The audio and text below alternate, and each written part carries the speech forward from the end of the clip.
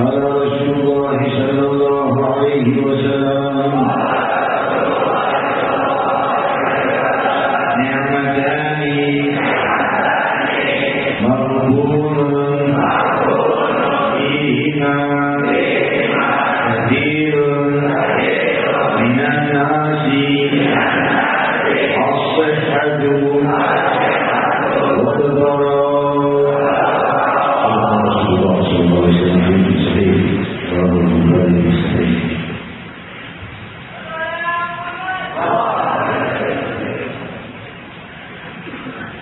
Assalamualaikum warahmatullahi wabarakatuh.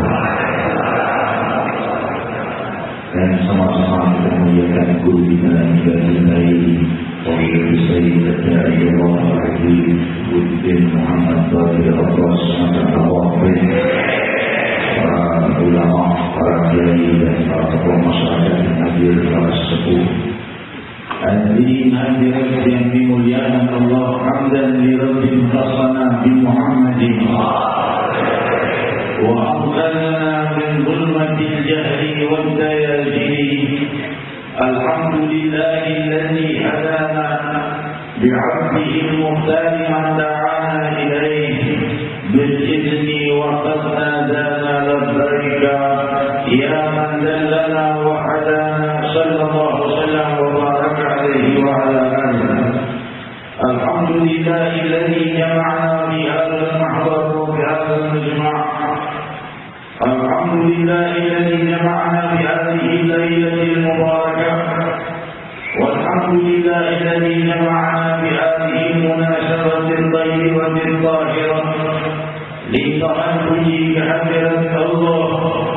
Maha Rajatuka dan Maha Awali yang Maha melimpahkan rahmat dengan kemuliaannya sepanjang waktu dan zaman, yang di malam mulia ini, di malam 25 Ramadan, yang padanya terdapat sedemikian banyak hujan cahaya rahmat ilahi menghujani umat Nabi Muhammad sallallahu alaihi wasallam dengan tawaran-tawaran ilahi yang disampaikan kepada utusan Allah yang paling suci, Sayyidina Muhammad sallallahu alaihi wasallam.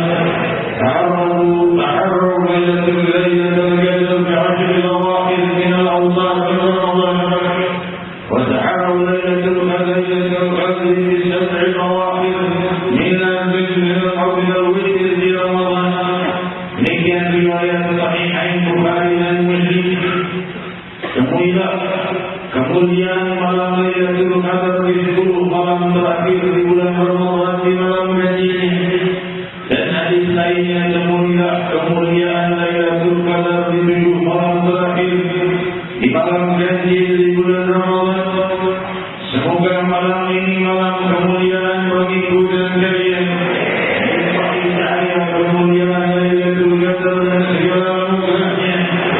Malam 25 Ramadan kita berkumpul di dalam cahaya anugerah ilahi, terang benderang menghujani para tamunya yang berdatangan ke Baitullah, berdatangan ke istana keridhaan Allah ini, dan dia adalah satu orang tamu yang akan dikecewakan oleh Sang Maha Dermawan, terkecuali kesemua tamu disambut dengan anugerah luhur, disambut dengan semulia-mulia anugerah yang tidak bisa diberikan pada makhluk satu sama lainnya, anugerah yang hanya dimiliki Allah, berupa anugerah yang kekal dan abadi.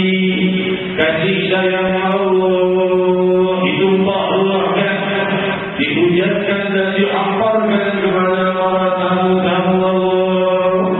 Mereka yang berkumpul di dalam zikir, berkumpul di dalam ta'lim dan kemuliaan salawat dan ahadits nabawi.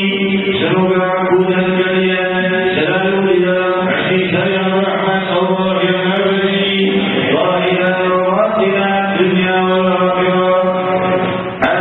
Hadirat dan Nabi sallallahu alaihi wasallam berkata, "Mathalul ladzi yadhkurullah wal ladzina la yadhkurullah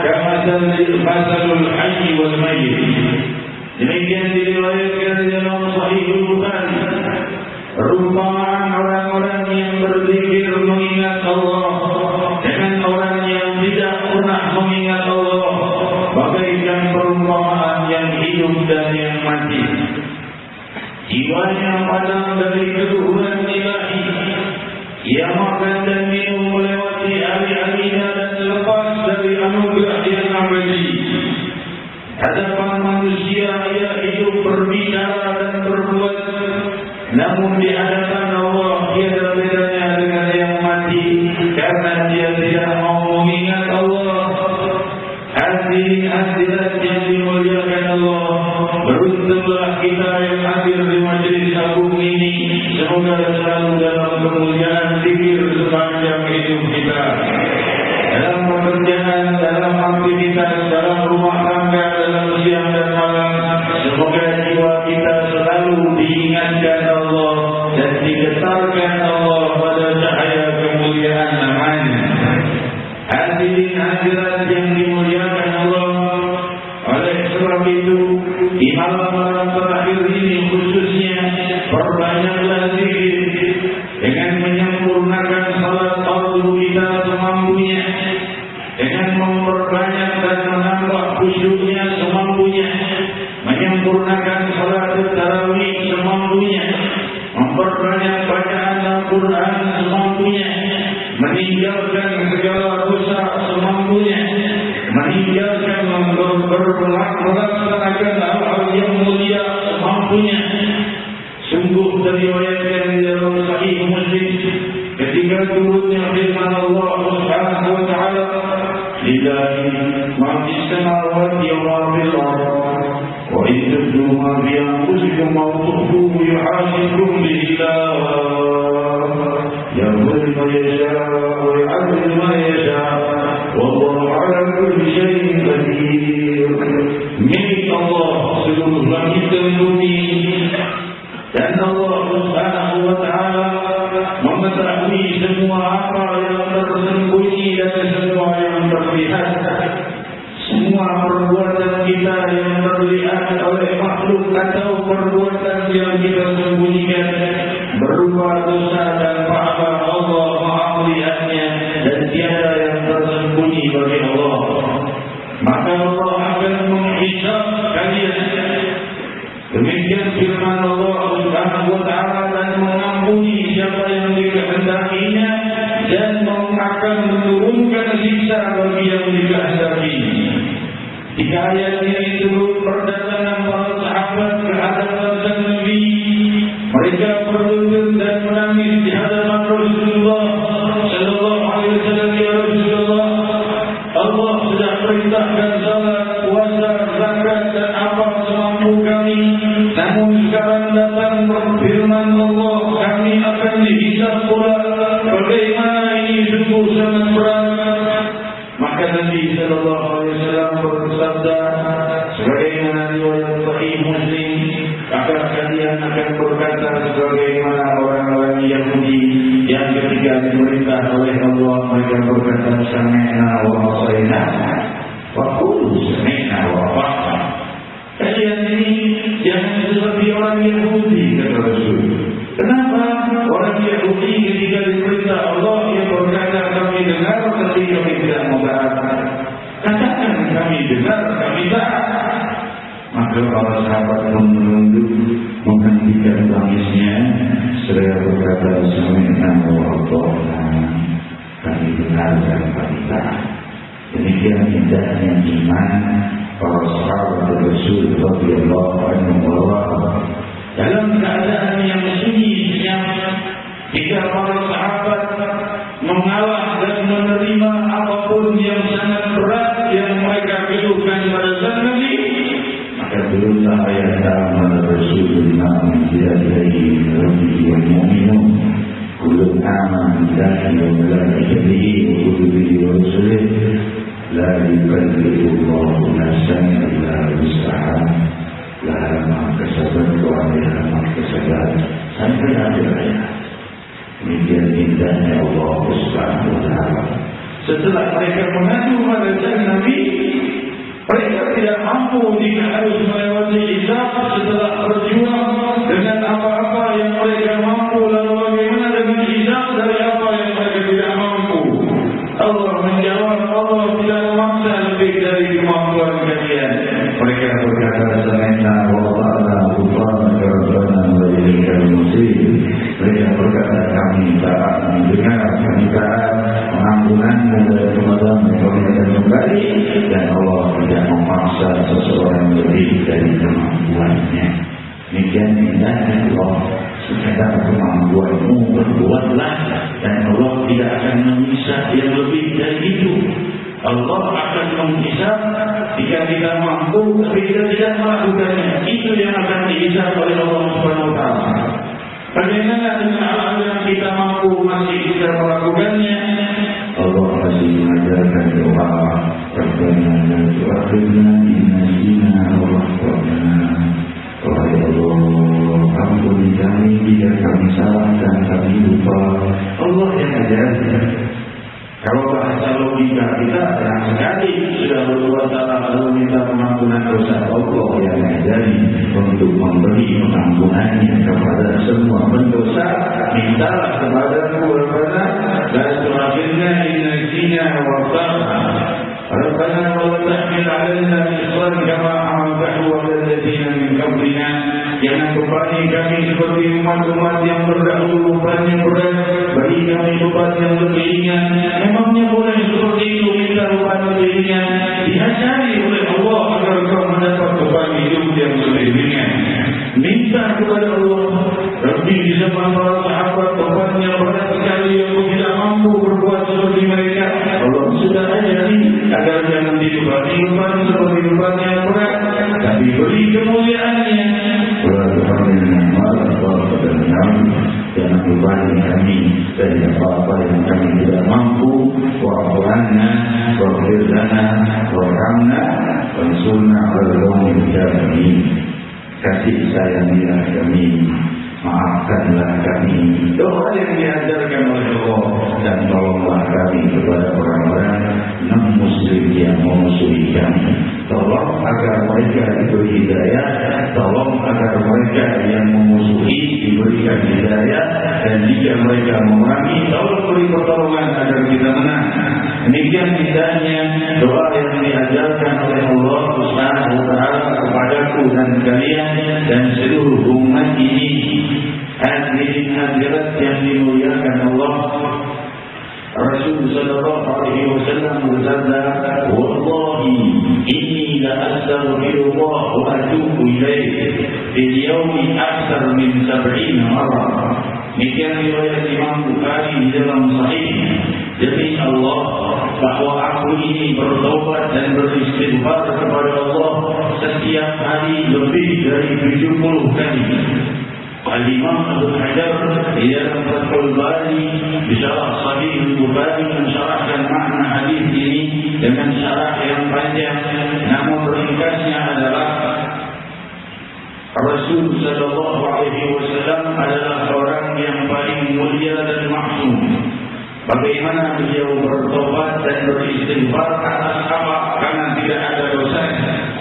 Maka dua pendapat yang paling kuat dikatakan oleh Imam Abu Hajar. Yang pertama adalah Rasul beristighfar dari kemuliaan-kemuliaan yang lewat dari hari-harinya yang belum sempat beliau laksanakan. Dapat kedua adalah beliau beristighfar untuk seluruh umatnya. Karena Rasul kalau berdoa tidak pernah untuk dirinya, tapi selalu menyertakan umatnya. Beliau beristighfar dan bertaubat untuk umatnya pula. Karena di dalam riwayat yang tiga, tuqadu ilayya a'malukum ba'da wafati, walamma ra'aitu a'malukum thayyib ahmadullah, walamma ra'aitu ghayra dzalika astaghfiru lakum. Didatangkan kepadamu amal-amal pahala kalian umatku setelah aku wafat, dan apabila amal kalian baik aku memuji Allah, bila amal kalian buruk aku beristighfar untuk kalian. Inilah keinginan Nabi Muhammad sallallahu alaihi wasallam yang sudah diperintahkan Allah Subhanahu wa taala pada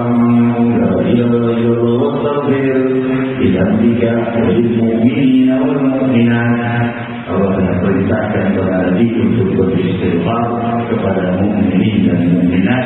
Maka Rasul beristighfar lebih dari 70 kali dan berdoa setiap hari. Kalau dia tidak pernah berdosa seperti ini, bagaimana aku dan kalian? Hadirin hadirat, taubat itu tidak sesulit yang kita bayangkan. Taubat itu adalah menyesali dosa kita dan berniat ingin meninggalkan apa yang telah kita perbuat dari dosa. Jika nanti berbuat lagi, jangan dipikirkan itu hari esokmu. Yang penting adalah dosamu yang lalu dan saat ini bagaimana niatnya. Jika kau berniat lebih aku ini ingin meninggalkan dosa-dosaku dengan kesungguhan, berniatlah itu adalah taubat. Itu kemuliaan taubat tumpah kepadamu dan cintanya Allah sampai sangat memanjakan mereka-mereka yang bertaubat. Hadirin hadirat, semoga aku dan kalian di malam hari ini, di detik agung ini, di malam mulia ini, di majlis mulia ini, semua diterangi dengan cahaya kemuliaan taubat. Kita menyesal dan tidak senang dengan semua dosa yang pernah kita lakukan. Semoga Allah beri kekuatan di hari esok untuk memberikan kekuatan bagi kita meninggalkan dosa-dosa kita. Hadirin hadirat yang dimuliakan Allah, sebagian di hatinya berkata, aku ini terjebak dosa karena urusan-urusan nafkah atau urusan lainnya. Maka kita kepada Allah kemudahannya agar kau bisa lepas dari dosa itu. Kalau masalah nafkahnya membawa dosa, kita kepada Allah berikan jalan padamu yang mudah agar mendapatkan nafkah yang lebih baik. Kalau dalam pekerjaan, kalau dalam rumah tangga dan lainnya, adukan kepada Allah. Tapi aku ini berbuat seperti ini bukan dengan kemauanku, tapi terjebak, maka tolonglah dengan kemudahan. Hadirin hadirat yang maha mendengar semua getaran jiwamu siang dan malam. Hadirin hadirat yang dimuliakan Allah, diriwayatkan dalam Sahih Bukhari bagaimana indahnya Allah Subhanahu wa taala berbuat kepada hamba-hamba yang mencintai. Semoga aku dan kalian mencintai Allah siang dan malam dan merindukan Allah sebagaimana sabda beliau, "Man ahabba liqa'i ahbabtu liqa'ahu." Barang siapa yang rindu jumpa denganku, aku pun rindu jumpa dengannya. Sebagian orang berpikir kalau rindu jumpa dengan Allah dirindukan Allah cepat wafat. Justru tidak, karena Allah SWT maha mampu memanjangkan usianya di dalam kerinduannya kepada Allah agar semakin dahsyat di dunia, agar semakin dilimpahi kebahagiaan di dunianya, agar dia tahu bagaimana Allah memuliakan hamba-hamba yang rindu padanya di dunia dan akhirat, karena Allah lah sang pemilik dunia dan akhirat. Hadirin hadirat yang dimuliakan Allah, kalau menyambung silaturahmi saja bisa meluaskan rezeki kita, sebagaimana sabda sang Nabi di Sahih Bukhari, Rasul sallallahu alaihi wasallam bersabda, barang siapa yang ingin diluaskan rezekinya, maka dia menyambung silaturahminya bagaimana orang yang menyambung silaturahmi kita. Allah. Hadirin hadirat yang dimuliakan Allah, maka Allah akan luaskan rezekinya zahiran wa batinan, dunia wal akhirah. Semoga aku dan kalian di dalam kelompok orang yang rindu dan cinta kepada Allah Subhanahu wa taala. Hadirin hadirat diriwayatkan dalam Sahih Bukhari, ketika Rasul melewati seorang Rasul berjalan bersama para sahabatnya dalam riwayat di atas kuda, maka lewatlah merangkak seorang bocah kecil menyeberangi jalan. Maka dalam salah satu riwayat Rasul mengambilnya, dalam riwayat lain Sayyidina Umar yang mengambil. Maka bayi ini punya anak. Maka tak lama keluarlah ibunya dari sebuah kemah dan berkata, "Ibni, mengambil anak itu dan memeluknya dan menyusuinya." Maka kawan sahabat menangis melihatnya. Rasul bertanya, "Kenapa kalian menangis? Apa yang membuat kalian menangis?" Para sahabat berkata, "Kelembutan ibu itu kepada anaknya kami terharu oleh Rasul, serta cinta ibu itu kepada anaknya." Maka Rasul bersabda, "Inna Allah arham bi'ibadihi min hadhihi waladiha." Allah lebih cinta dan sayang kepada hambanya daripada anak ini kepada ibunya. Lalu Rasul bertanya, "Wa in kana, apakah mungkin ibu ini melemparkan bayinya ke api?" "Mustahil ya Rasulullah." Demi Demikian pula Allah Subhanahu wa Ta'ala pada hamba-hamba yang mencintainya dan selalu dibela oleh Allah Subhanahu wa Ta'ala. Diriwayatkan dalam Musnad Imam Ahmad bahwa ketika kejadian seperti ini, seorang wanita melihat Rasul sallallahu alaihi wasallam yang sedang membenahi kayu dan bara api yang menyala. Lalu dia mengangkat bayinya, wahai Rasul, aku sungguh tidak akan mungkin melemparkan bayiku ke dalam api. Apakah Allah akan melemparkan hamba-hambanya yang cinta kepadanya ke dalam api? Maka Rasul menyentuh wajahnya, menunduk dan menangis. Saya berkata, wallahi innahu la yu'adzibu illa man ata min qawli la ilaha illallah. Sungguh Allah tidak akan memberikan kejiksaan dan keimanan pada mereka yang mengucap tiada Tuhan selain Allah. Semakin sempurna kalimat ini di sakaratul maut kita, semakin lepas kita dari siksaan Allah Subhanahu wa Ta'ala. Sebagaimana sabda Nabi dalam Sahih Bukhari, "Man qala la ilaha illallah khalisan min qalbihi, harramahu Allah 'ala." Barang siapa yang mengucap la ilaha illallah dari dasar hatinya dan dia wafat, maka Allah haramkan dia dari api neraka. Hadirin hadirat, semoga aku dan kalian dalam cahaya keagungan la ilaha illallah. Diriwayatkan dalam riwayat yang tiga, ketika seorang yang cinta kepada Allah di masa hidupnya, tapi dia sudah terlanjur banyak berbuat zalim kepada orang lain, maka ketika di dalam sidang akbar ia dihadapkan ke hadapan Allah Subhanahu wa Ta'ala dan ditimbang amalnya, sebagaimana hadis yang telah saya sampaikan beberapa waktu yang lalu, bahwa di sana itu pertimbangan amal, bukan pertimbangan harta dan dinar dan dirham. Jadi alat tukarnya pahala dan dosa. Orang yang pernah berbuat dosa dan belum sempat meminta maaf akan diambil pahalanya oleh orang yang pernah dia bolimi. Kalau pahalanya sudah habis untuk membayar hutang-hutang dosanya pada makhluk, maka masih tersisa hutang-hutang dosa, diambil dosa orang itu, ditaruhkan padanya sekadar dosanya. Jika seorang hamba Allah yang mencintai Allah berdiri di sidang akbar, ia banyak berbuat zalim kepada orang dan belum sempat mohon maaf dan mohon ridho, namun Allah tidak membiarkan hamba yang mencintainya ini masuk ke dalam neraka. Allah membela, hambaku, apa yang kau dapat dari mizan? Bagaimana jika amalmu habis, amalku lebih, masih tersisa dosa-dosa orang ini tumpahkan padaku, aku harus masuk neraka untuk menebusnya. Kalau bertanya pada sang penuntut, kau pernah dizalimi oleh hambaku yang cinta padaku ini?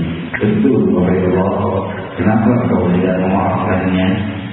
Wahai Allah, kalau aku memaafkannya, aku pasti masuk neraka, karena aku pun punya tunggakan dosa yang banyak. Tidak memaafkan pun aku masih harus masuk neraka. Apalagi kalau aku memaafkannya, masih lama aku di neraka. Maka Allah berkata, lihat ke atas. Dia pun melihat ke atasnya, dia lihat istana cahaya yang megah dan mewah. Bergetar dia melihat istana itu dan berkata, lebih untuk siapa istana itu? Allah berkata, untukmu kalau kau mau maafkan hambaku yang dicintai. Allah terus dosanya. Allah tidak mau hamba yang merindukan dan mencintai yang menyentuh neraka. Allah tebus dosanya, sudah bagi Allah memberikan surga kepada orang itu. Ini untukmu kalau kau mau memaafkan hambaku yang dicintai. Ku maafkan, wahai Allah, ku maafkan. Sudah bebas di neraka, sudah alhamdulillah. Apalagi dapat surga yang demikian megahnya. Maka Allah persilakan hambanya yang dia cintai masuk ke dalam surga. Semoga Allah Subhanahu wa Ta'ala memberikan kepada kalian hamba yang dicintainya memiliki kebahagiaan dunia dan akhirat. Ya Rahman, Ya Rahim. Hadirin hadirat, Idul Fitri telah dekat di hadapan kita. Tinggal kurang lebih 4 malam lagi Ramadan, sekitar 4 malam lagi setelah itu selesai. Bagaimana dengan Ramadan kita yang lalu? Maafkan semua orang-orang yang pernah berbuat salah padamu. Jangan jadikan jiwa kita mendendam. Karena apa? Karena dengan memaafkan dosa orang lain kepada kita, Allah akan memaaf kepadamu. Jangan maafkan orang itu yang berbuat jahat padamu karena dia, tapi maafkan karena Allah. Aku memaafkannya bukan karena dia, tapi karena Allah. Aku punya dosa kepada Allah dan punya salah. Kalau aku tidak maafkan orang ini, bagaimana aku malu minta maaf kepada Allah atas dosaku? Tapi sebaliknya, kalau kau melupakan orang yang pernah berbuat jahat padamu, tanpa menunggu dia meminta maaf, kau sudah maafkan atas nama Allah Subhanahu wa taala dan kau ridhakan, Allah akan malu tidak memaafkan. Diriwayatkan dalam Sahih Bukhari, jika seorang yang selalu menghutangi orang lain, dia punya banyak harta, dihutangi oleh orang lain. Kalau orang susah, dia berkata berjauh. Kalau dia berkata kepada pembantunya, kalau orang yang susah, dia jangan lagi, dia jaga. Di hari saat dia di hari kiamat, dia banyak ditagih oleh dosa-dosanya, maka Allah berkata berjauh. Maka biarkan maafkan dia. Di masa hidupnya dia pemaaf, maka di hari kiamat Allah bermalu untuk tidak memaafkannya. Semoga Allah menahangi jiwaku dan jiwa kalian dengan sifat pemaaf. Orang yang dibenci, difitnah dan dimusuhi itu, misalnya aku, misalnya engkau, kita tidak menentang, kita makin mulia di sisi Allah, dia makin hina di sisi Allah. Kita dapat pahala tanpa beramal, sudah ada tumpukan pahala karena memaafkan kesalahan orang pada kita. Orang jahat pada kita, zalim pada kita, kita maafkan, kita makin diangkat oleh Allah dan dilimpahi keberkahan. Dia makin hina di sisi Allah. Maka apa ruginya kita memaafkan orang lain jika dengan itu kita mendapatkan anugerah dari kebahagiaan dunia dan akhirat? Hadirin hadirat yang dimuliakan Allah, semoga Allah membersihkan jiwa kita dari sifat dendam dan sifat musuh kepada orang lain, terutama saudara-saudara kita muslimin muslimat. Sampailah kita kepada hadis yang mulia yang kita baca bersama-sama. Jadi nikmatan maqbulun fi katsirun minan nas as-sihhah wal faragh. Dua hal kenikmatan yang sering dilupakan oleh orang, kesehatan dan kekosongan waktu. Kesehatan sering dilupakan oleh orang, demikian pula kelowongan waktu. Ini dua kenikmatan besar dari Allah untuk kita mendapatkan kemuliaan dan kebahagiaan dan kesuksesan, kesejahteraan. Ini dua waktu diberi oleh Allah, kesehatan dan kekosongan waktu. Dipakai apa kekosongan waktu kita dan kesehatan kita? Kalau sudah sakit, hadirin hadirat, sungguh kenikmatannya baru terasa. Barangkali kalian juga sering merasakan sama. Saya pernah 6 bulan di kursi roda, tidak bisa berdiri. Kata dokter 8 tahun baru bisa berdiri. Tapi alhamdulillah dengan doa guru mulia, beliau mendoakan dan selesai. Tapi 6 bulan saya di kursi roda. Itu 6 bulan hadirin melihat jelas di depan meja saya tidak bisa berdiri mencapainya. Iri melihat orang yang bisa berjalan. Tapi nikmatnya berjalan 2 meter di hadapanku, aku tidak bisa mengambil, tidak bisa turun dari ranjang, harus menunggu ada yang bawakan kursi roda. Juga di hadapan 2 meter tidak bisa, harus menunggu orang datang. Ini keadaan kenikmatan bagi mereka yang berjalan terasa cari nikmatnya. Tanpa indahnya mereka bisa berjalan ke sana kemari, bisa keluar rumah, bisa kemana-kemana. Saya duduk, saya begini. Tuhan dunia tentunya kita tidak menginginkan datangnya musibah, tapi ingatlah kenikmatan dari Allah, kesehatan kita dan kelowongan waktu. Kelowongan waktu itu kalau waktu kosong gunakan untuk hal yang abadi afdal. Gunakan untuk hal yang mencari kemuliaan di dunia. Jika amalnya baik, jika niatnya baik. Namun untuk hal yang abadi apa? Bila bulan. Kalau cuma berapa menit dulu sudah sepanjang 24 tahun jadi pahala itu. Duduk, berdiri, jalan, keluar rumah, kemana Jadi pahala itu sama dalam keadaan suci dan wudu. Rukni wudu, rukni kosong waktu 5 menit wudu sampai kau batal kau terus dalam ibadah. Hadirin demikian indahnya kekosongan waktu diberikan oleh Allah Subhanahu wa taala, maka sempurnakanlah, karena datang masanya kita akan kehilangan semua waktu kita. Dan Rasulullah sallallahu alaihi wasallam bersabda, "Idza amsayta fala tantazir as-sabah, wa idza asbahta fala tantazir, wa idza asbahta fala tantazir al-masa." خذ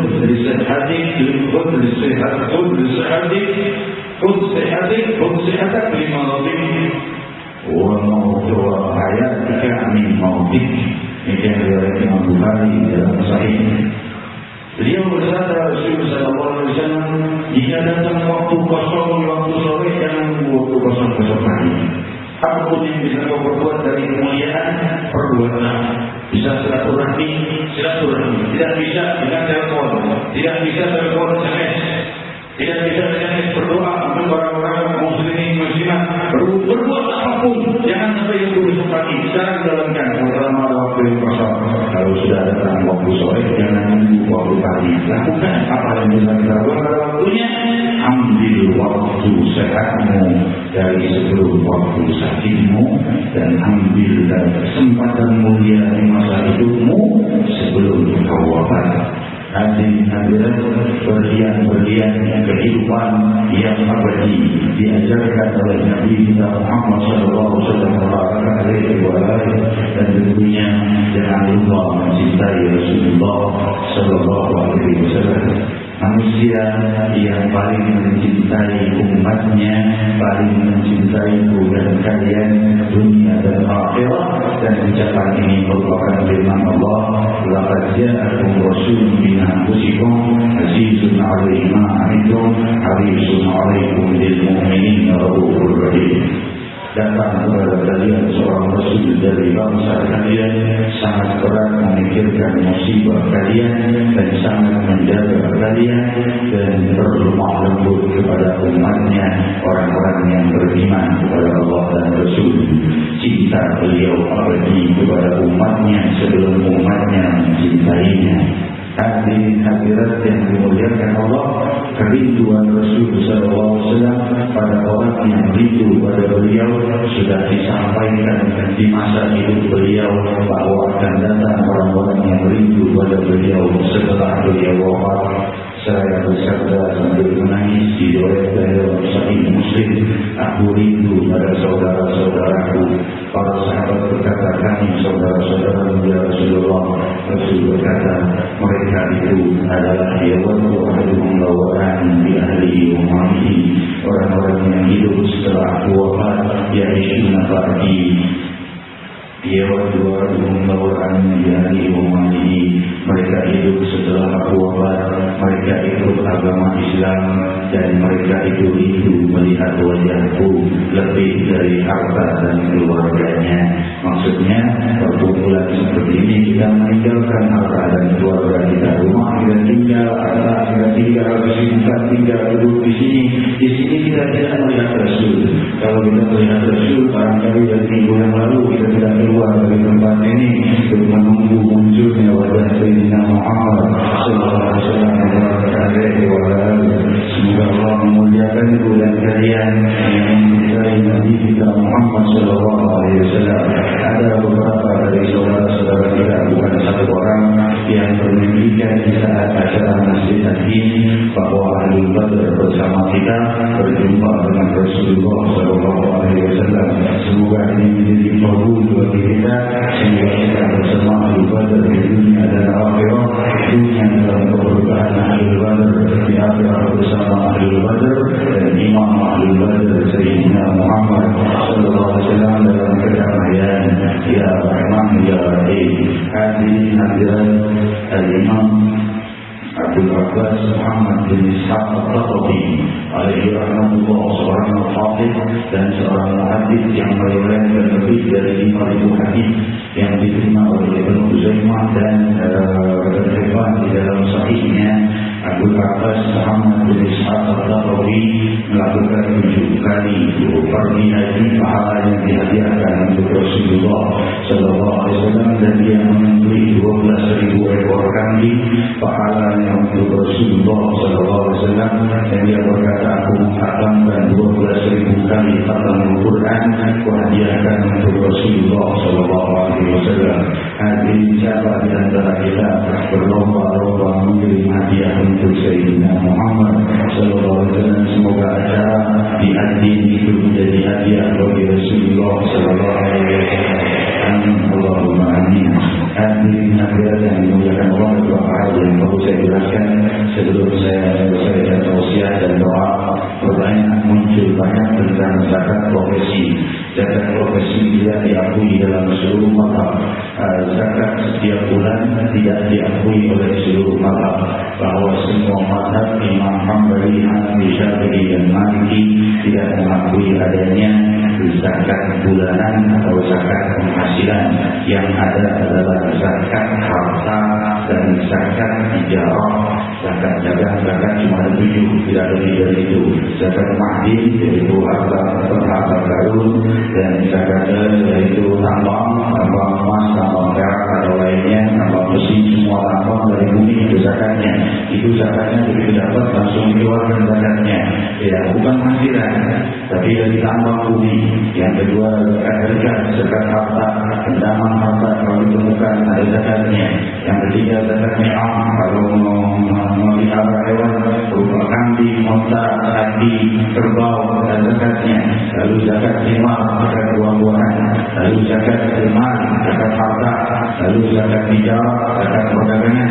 Lalu zakat riba, dan tidak ada lagi zakat penghasilan. Ya, jadi sebagian orang yang mengada-adakan di masa sekarang ini sungguh bukan hal yang benar. Karena kalau disebut sedekah penghasilan atau sedekah profesi tidak terima, karena sedekah hukumnya sunnah, boleh-boleh saja. Tapi kalau zakat itu fardu ain, tidak boleh ditambah-tambah fardu ain.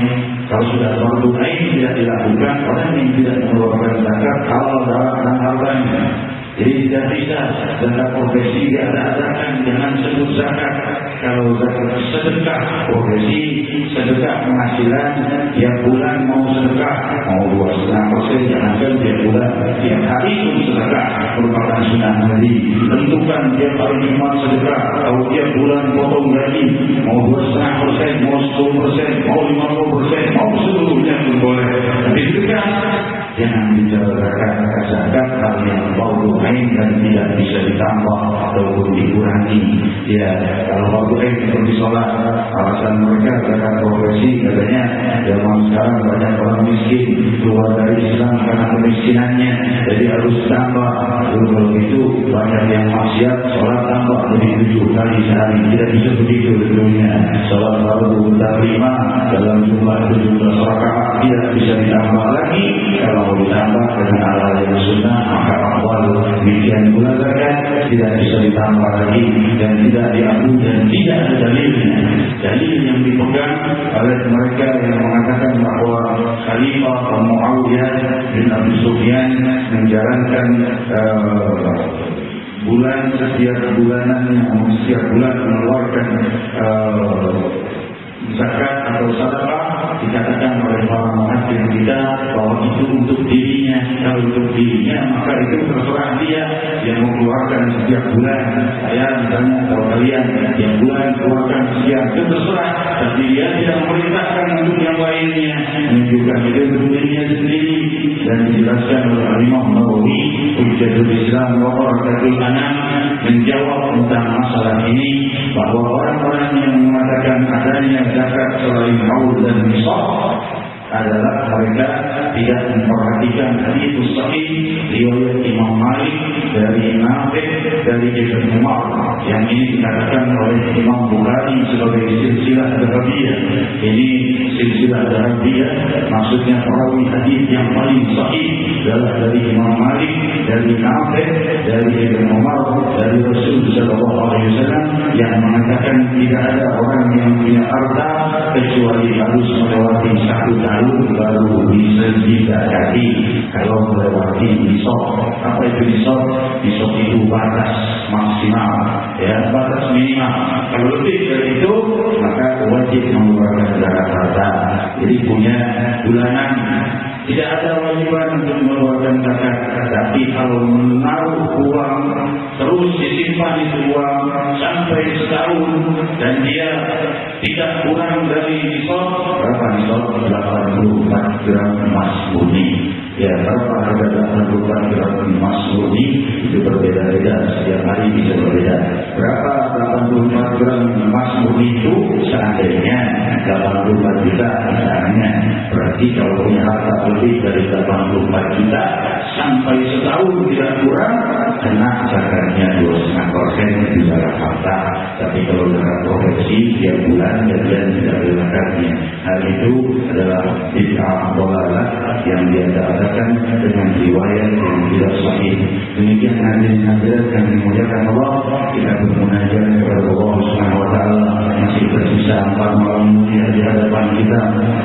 Semoga Allah memuliakan kita di dalam kehidupan di malam hari yang agung ini. Dan juga jangan lupa acara-acara kita masih di hadapan kita. Malam Selasa yang akan datang, mereka yang sudah mudik semoga diberi keselamatan oleh Allah. Mereka yang ada di Jakarta punya kesempatan hadir. Majlis ini tidak akan pernah libur selama saya masih hidup. Insya Allah majlis ini berlanjut walau malam lebaran. Hadirin hadirat yang dimuliakan Allah, semoga Allah tidak mengurangi waktu kita untuk jumpa dengan Rasulullah di surga Firdaus. Amin Allahumma amin. Dan juga malam Sabtu yang akan datang, ziarah kuburnya bukan malam Minggu tapi malam Sabtu, karena malam 29 kita ziarah kubur keluar Batang. Jadi majlisnya di Masjid Wali Kota Depok. Dari sana konvoy ke luar Batang insya Allah. Dan saya harapkan jemaah semuanya jangan mendahului ke makam, ikut dulu di sini bersama kemuliaan salawat Rasul sallallahu alaihi wasallam di majlis, baru menghadap kepada ziarah Al-Habib Hussein bin Abi Bakar Al-Idrus luar Batang. Demikian hadirin hadirat yang dimuliakan Allah, yang ini waktu malam Sabtu yang akan datang. Malam Ahad, malam Minggu kita lihat keputusan. Kalau malam Lebaran dia takbiran, malam Minggu atau malam Senin kita lihat keputusannya. Demikian hadirin hadirat yang dimuliakan Allah, kita bermunajat kepada Allah demi malam-malam agung dan mulia ini. Tapi jadikanlah malam ini malam termulia sepanjang usia kami. Jikalau kau menjawab segenap doamu di malam mulia ini, ya Rahman ya Rahim, doa kami, munajat kami, harapan kami, kesusahan kami, keluh kesah kami angkat setinggi dari semua perasaan dan kami tumpahkan di samudera keluasan-Mu. Rabbi pastikan kami menjadi hamba yang paling Kau cintai, dan jadikan kami bersama orang-orang yang Kau cintai. Limpahi kami kebahagiaan dunia dan akhirat, limpahi kami kedamaian dunia dan akhirat, juga bagi ayah bunda kami, juga bagi masyarakat kami, bagi bumi Jakarta dan seluruh wilayah muslimin. Di bangsa kita ini, bangsa muslimin terbesar di muka bumi, limpahi kemakmuran, tenangkan bumi dari musibah, tenangkan bumi dari gempanya, tenangkan lautan daripada tsunami, tenangkan angin daripada segala kuyuhnya, tenangkan hujan dari segala banjirnya.